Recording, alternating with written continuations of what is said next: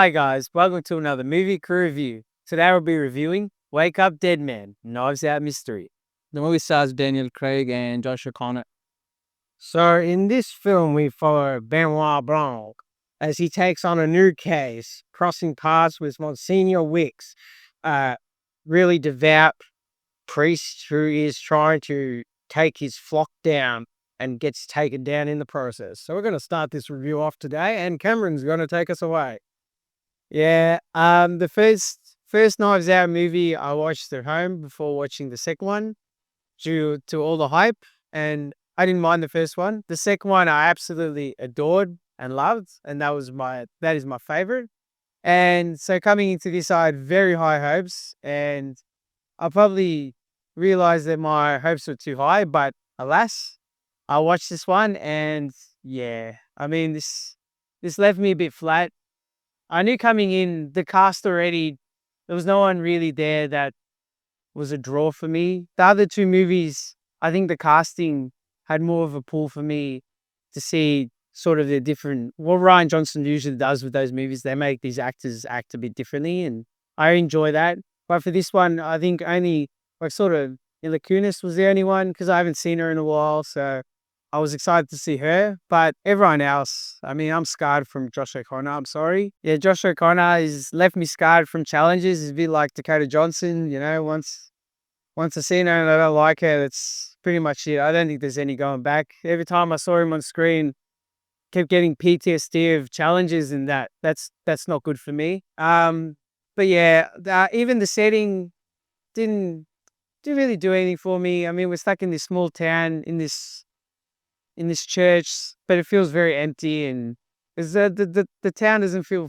full, and no one really feels like a real genuine suspect. Like it can work in these sort of mystery films, but for this one, I didn't care for him, so it didn't matter whether they were a suspect or not. So I don't know. Yeah, I just didn't really connect with any of the characters in this one. I mean, Daniel Craig, uh, his Benoit Blanc is amazing, and he was the only reason I probably finished the movie because his portrayal of that character is just phenomenal, and his humor throughout is really good and was really needed in this movie. But and the main thing that really let me down for this movie was the reveal. I I understand he doesn't want to rinse and repeat Ryan Johnson with these movies, so he probably went a different avenue for the big reveal. But for these movies, that's the main draw, and how you pull that off is will leave you feeling a good thing or a bad thing about the whole mystery. And for me, yeah, it just felt really flat. I think it was elongated too long, and just by the end of it, I wanted just to reveal everything, so everything sort of makes sense and it clicks. And but because of the way they revealed it, it made it choppy and it wasn't that smooth sailing away that you usually get with these murder mysteries. So yeah, this one for me was definitely the weakest out of the three.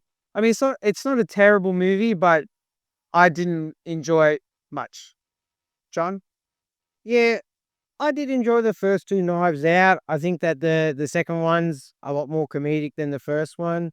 And this one by far is probably the darkest of all three films.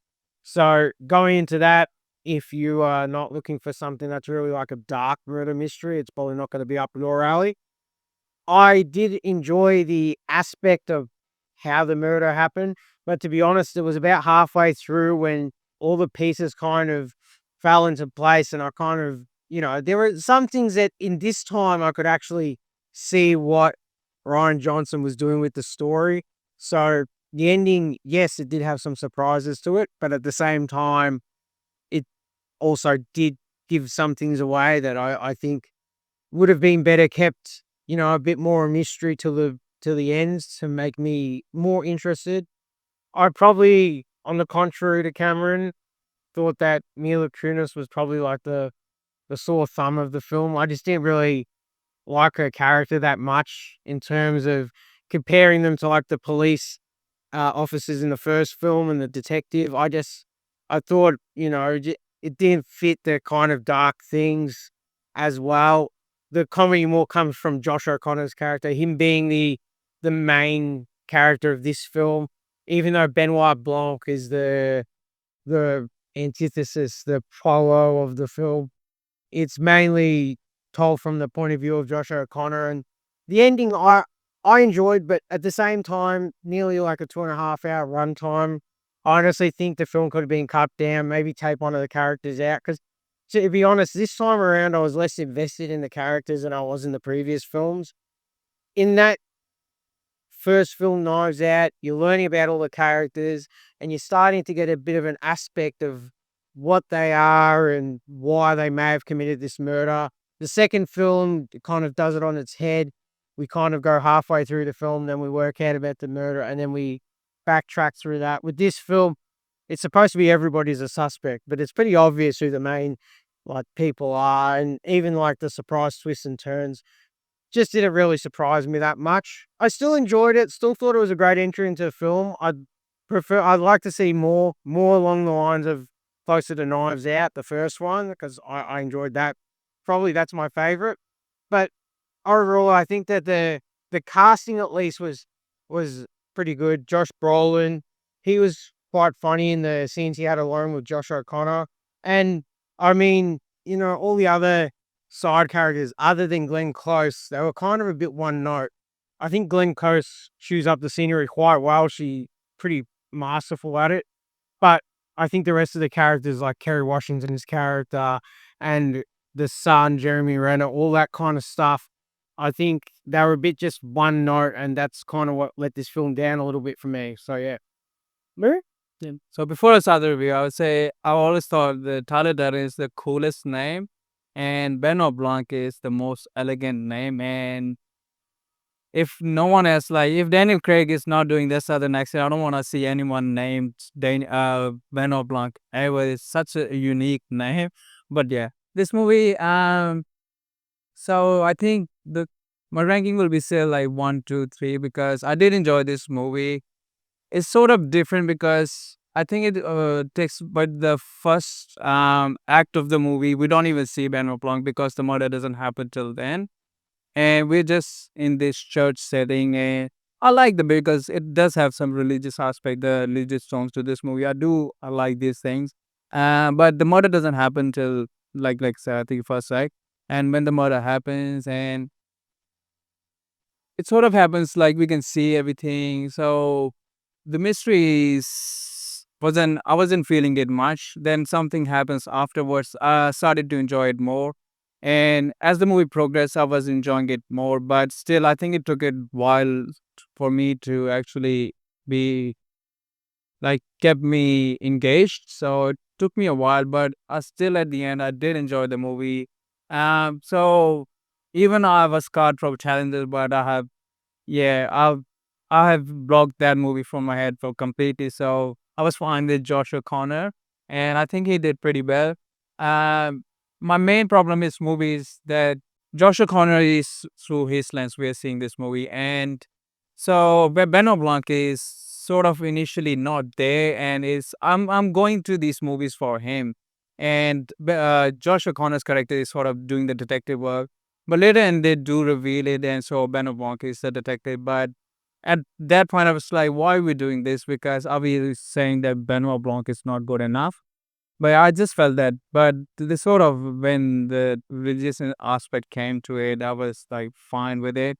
Uh, and this movie, like, if there was no technology used in this movie, I would have much preferred it more because this movie feels like a 90s movie somehow, and even the looks, the way it looks, and somehow when they pull out that cell phone and they use couple of devices, I wish they use nothing at all. Have it some maybe other ways to integrate their how they're gonna resolve their mystery. But it was just like a sore thumb because I didn't want that in this sort of movie. But I get it because Benoit Blanc is like yeah he used in previous movie. But yeah. So I did enjoy it, but not as much as enjoy first two. Yeah, I think your point about the whole Benoit Blanc coming in at late, the first two films is in it like within the first, what, yeah, 10, 15 minutes of the film. And then with him for the whole film. Like, could you imagine going to see James Bond and James Bond rocks up like 45 minutes into the film? Yeah, like that's roughly when I looked at my watch to see what time he was in it.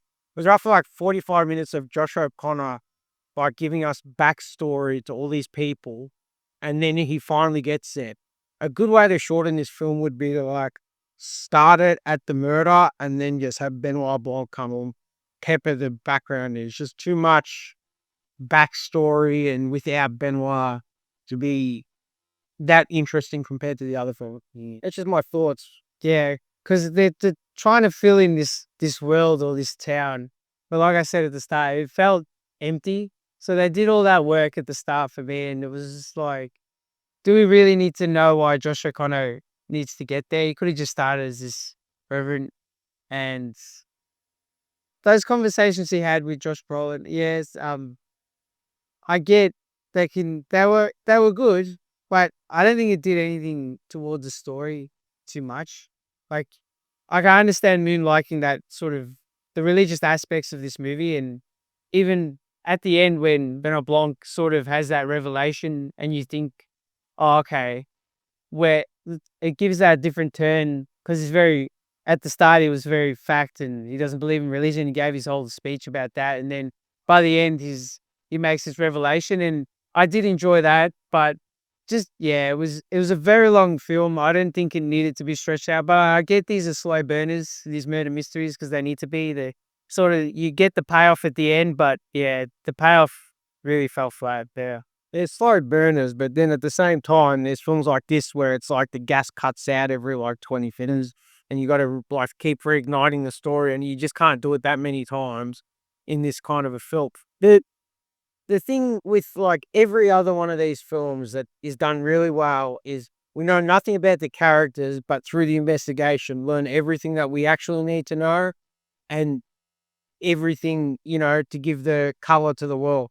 Whereas this, they tried to color it in at the start and then help you, let you use that to help your own thoughts. You don't need it. You don't, that's the whole, with this film, like Benoit is the main thing that adds the color to it. And I just think that this time it's straight away from the formula that they've used previously. I just think it would be better to, like, even that, the Monsignor where he's talking to Josh O'Connor all of the start, and you're like, it could be like a quick line about why he's there. It doesn't need to be like a whole 20-minute segment at the start about getting transferred over there. Same with, you could tell by the stage presence that Josh Brolin's character has that he's like this kind of stern, tough guy. And you can get that from the looks in the pews of the churchgoers and how he's like overall has that kind of presence. So you can get how he's a lot more stern than say like just a general like other kind of priest. Like he's a lot more of a tough guy. You don't need all the conversations and the mind play and things like that to come into it because it really doesn't add anything to the whole to his death anyway. It doesn't really add that much to be perfectly honest. Yeah, like you guys, like I don't really remember other characters. I remember Josh Brolin, Glenn Close, and a little bit of Kerry Washington. But yeah, I don't remember the other characters much because they were just not there. And before they are sort of trapped in one space, and here's just out in the open, so it doesn't add to the mystery. And but Josh Brolin is having a great year in my opinion. Before he was getting scared by clowns, and he is just being a tough tree. So that's great. This one shot in this movie, I particularly very much enjoyed it. Sort of a horror, sort of gave me a vibe when it was the second murder happening in the movie. Spoilers, whatever. But so the way the light was going on and off and on and off, that was so well done. I was really, really, I wanted to have more these things, maybe in a horror movie. But yeah, that was a great job. Yeah. Yeah. All right, we're gonna give our scores. Yep. I mean, how many knives out of 10? I'll give it 7 knives out of 10. John, I'll give it 7.75 knives out of 10. Yeah, I'll give it 5 knives out of 10. All right, guys, make sure to like, subscribe, check out our socials, and we'll catch you in the next one. Ciao.